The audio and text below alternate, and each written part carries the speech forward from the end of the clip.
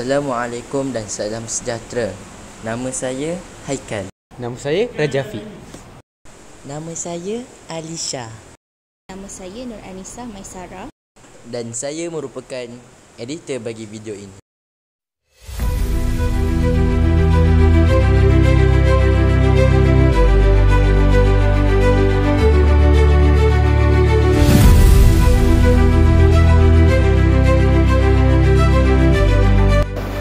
Sekolah Segambut Jaya ini terletak di Jalan 4/38A Segambut, Kuala Lumpur dengan mempunyai jumlah murid seramai 640 orang.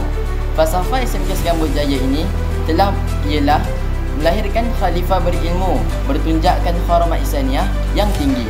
Pengetua SMK Segambut Jaya ialah Puan Nur Asyah binti Cik Lah. Nama guru pemimpin kami ialah Nur Aliza binti Ramali. Terdapat 3 penyertaan masalah. Yang pertama ialah bahan kita semula seperti botol dan kotak terbuang tanpa dimanfaatkan. Dan yang kedua ialah kekurangan alat mudah alih untuk jana elektrik ketika kecemasan. Dan yang ketiga ialah keperluan penyelesaian mesra alam dan kos rendah. Cadangan penyelesaian. Yang pertama, menghasilkan alat menjaring elektrik ketika kecemasan. Yang kedua, alat menjaring elektrik yang menggunakan tenaga kinetik. Dan yang terakhir, menyimpan tenaga yang dijana ke dalam powerbank ataupun telefon.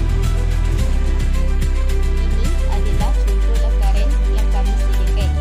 Kami menggunakan 5 botol yang berisi batu sebagai pemberat untuk diletakkan di sekeliling besen yang telah ditekuk di bahagian tengahnya dan diletakkan hamster wheel.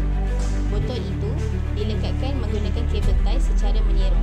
Lalu, besen itu akan berputar dengan bantuan hamster wheel dan botol yang berisi batu tersebut.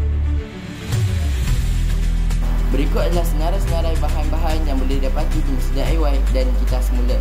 Wash machine RM4 RM10, container slime RM4 RM10, color stone RM2 RM70, plastic cap plus insert RM1 RM25, photo frame RM2 RM50, artificial leaf RM4 RM90, artificial flower RM3 RM30, artificial grass RM3 RM50, spray black RM6 RM60, nail free adhesive sealant RM7 RM90, glue gun RM13 RM90, cable tie black RM2 RM70. Total keseluruhan barang-barang yang boleh didapati di Masjid DIY ialah RM78 RM95.